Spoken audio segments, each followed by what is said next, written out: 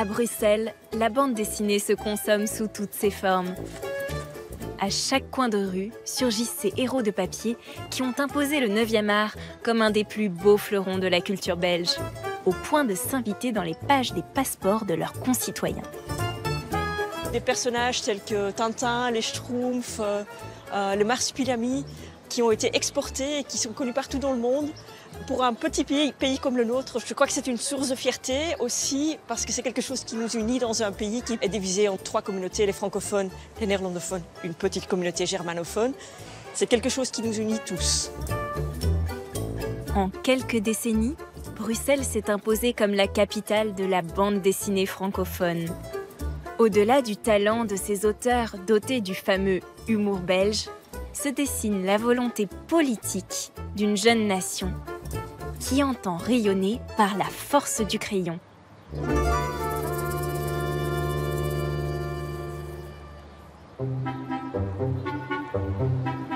À 2 pas de la Grand Place, un personnage haut comme 3 pommes pourrait presque voler la vedette à Tintin.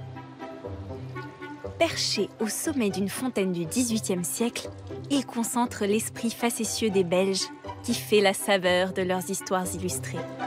En fait, voilà l'être humain le plus important de Bruxelles. Il s'appelle, on le dit, Manneken-Pis. Manneken veut dire petit homme, et Pis, pas besoin de traduire. Hein?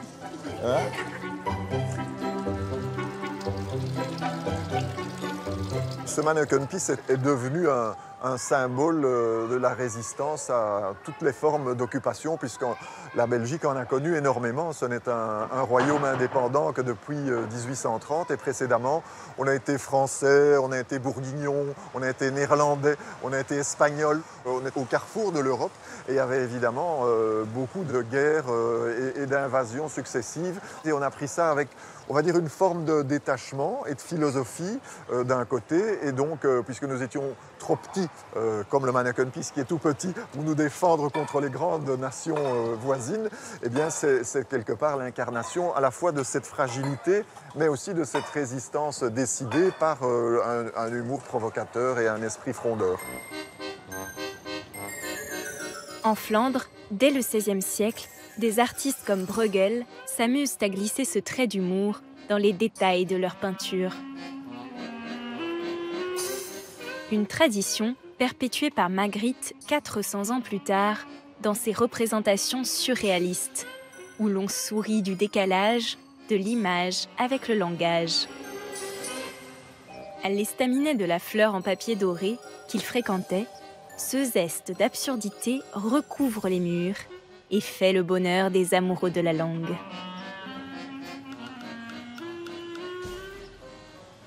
Il y a une tradition du jeu de mots en Belgique et particulièrement à Bruxelles aussi, où ça s'appelle quelque part la zouanze. Eh bien, c'est une forme d'humour populaire dans lequel on aime se moquer à travers ça de l'autorité. Cette façon de rire de soi, ce qu'on appelle l'autodérision, nourrit à la fois l'humour, la littérature, le dessin. Au début du XXe siècle, le monde de l'édition voit dans ce mode d'expression alliant image et humour un formidable moyen de s'adresser aux enfants. Les grands patrons de presse belges se lancent alors dans l'aventure dessinée, inspirée par le succès des romans feuilletons français et des strips américains. C'est ainsi qu'en 1929, sous l'impulsion de l'abbé Walaise à la tête du très conservateur et catholique journal Le XXe siècle, naît de la main d'Hergé le célèbre reporter Tintin. Dans le supplément jeunesse Le Petit 20e, Tintin et Milou vivent leur première aventure au pays des soviets, une critique virulente du communisme par ce grand quotidien belge de l'époque.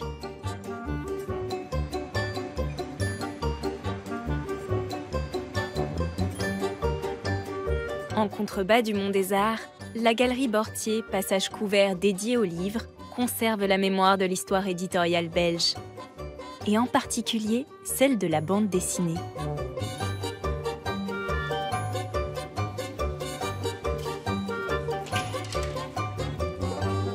Le milieu bourgeois a assez vite intégré la bande dessinée par Tintin, qui était propret, qui était boy scout, qui était plutôt d'une idéologie proche de celle de ce que la bourgeoisie voulait inculquer à ses enfants. Et donc ça a été tout de suite accepté. C'était même dans un journal et ça servait de propagande au journal. Et de tout temps, la bande dessinée a aidé à vendre du journal. C'est ce que les journaux aujourd'hui ont oublié, c'est que la bande dessinée est un incitatif à revenir et à revenir par épisode pour suivre le journal. Et puis après, ils vont regarder qui est mort et qu'est-ce qui s'est passé en Russie. Mais en attendant, la bande dessinée est un rendez-vous régulier d'évasion et est un moteur d'achat.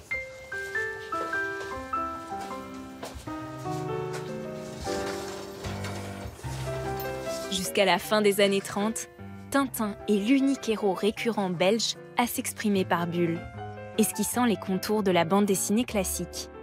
Son succès dépasse rapidement les frontières pour faire rêver les enfants du monde entier.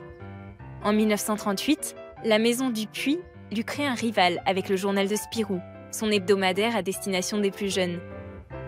Au même moment, la bande dessinée sort petit à petit du carcan des journaux pour exister pleinement dans les livres. Et à un moment, il y a des personnes qui ont été intéressées de relire des choses qu'ils auraient ratées, un numéro qu'ils auraient raté. Et donc, il y a eu des albums qui reprenaient les périodiques ensemble et qui les revendaient en une fois. Ce qui permettait de suivre une aventure sans devoir aller chercher sa dose toutes les semaines, ou tous les jours, ou tous les mois, dans le cas d'un mensuel. Et puis, ces albums sont petit à petit devenus des vrais livres, c'est-à-dire que les auteurs de bande dessinée ont cessé de penser à un système épisodique et ils ont travaillé pour le livre. Donc finalement, c'est devenu à ce moment-là des auteurs de bande dessinée, alors qu'avant, c'était plutôt des pigistes ou des journalistes de fiction.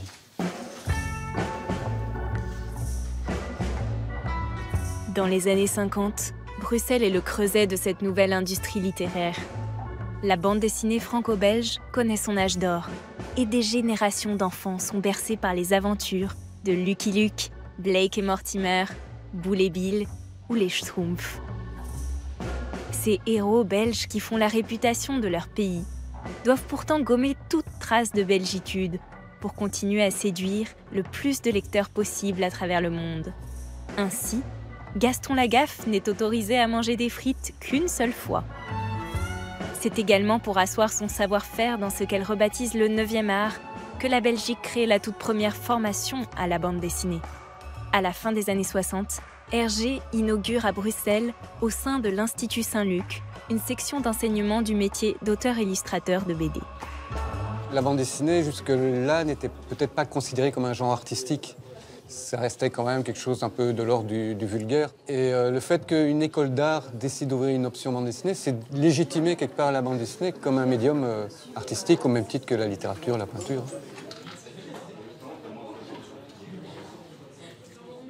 On sortait du format classique, qui est le format Boule et Bill, Astérix, etc. On sortait de là avec des auteurs qui avaient des envies de raconter des choses plus adultes, qui se rapprochaient de ce qu'on pouvait trouver dans les romans. Donc le mot roman, on l'a collé à graphique, et on a commencé à parler de roman graphique, et donc plus forcément une bande dessinée destinée aux enfants. Les premières promotions de la section BD de Saint-Luc sont à l'origine d'une révolution graphique. François Skeuten, le dessinateur des Cités obscures, s'en rappelle les prémices.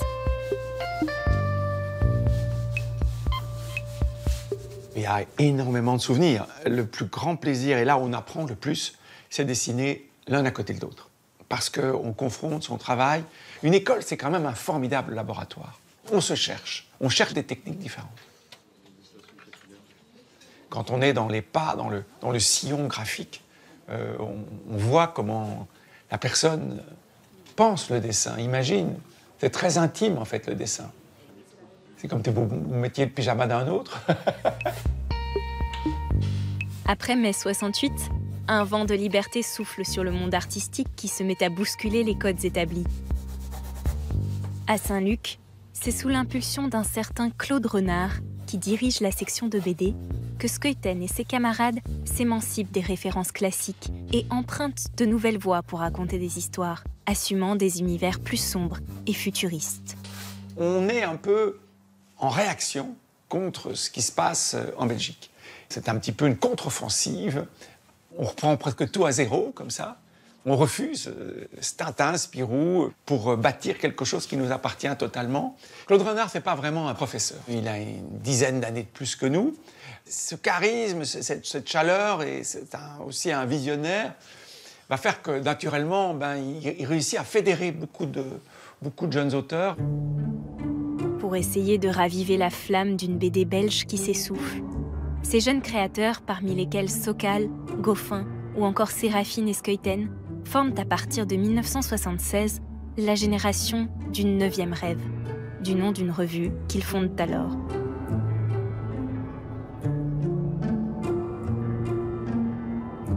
Ils s'inspirent des premiers romans graphiques et des revues pour adultes publiées en France comme Métal Hurlant et Fluide Glacial, où Tardy et Möbius révolutionnent le genre.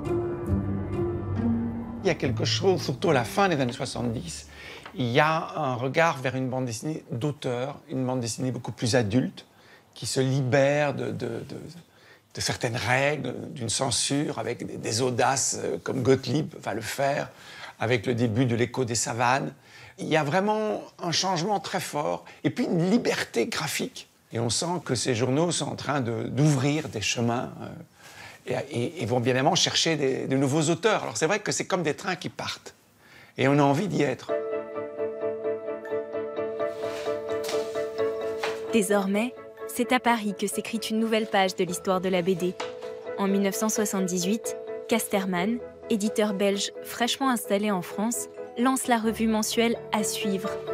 Au fil des numéros, elle impose le roman graphique comme genre principal.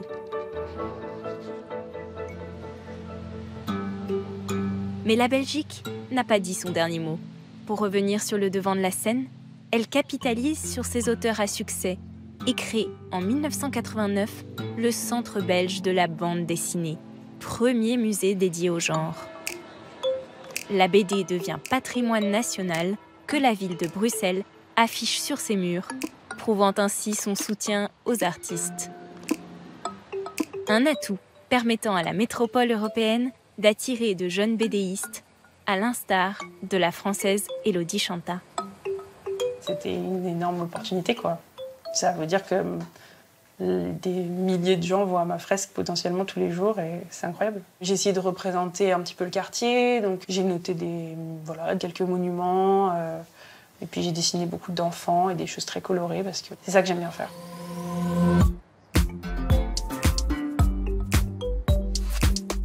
Avec la dessinatrice Tarmaz, séduite par le dynamisme de Bruxelles, elles y créent leur atelier en 2019. Un lieu où elles font sortir la BD des cases, retranscrivant leur univers graphique sur différents supports.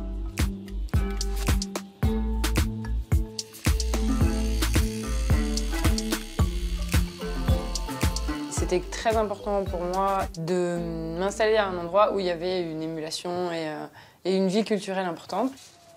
C'est vrai qu'on est un bon petit groupe à Bruxelles et c'est ça qui fait, je pense, pour moi, l'un des plus gros attraits de Bruxelles, c'est qu'on est plein et qu'on est beaucoup à créer. À l'ombre de ces héros de BD, la petite capitale belge demeure le cœur battant de cet art qui ne cesse de se réinventer.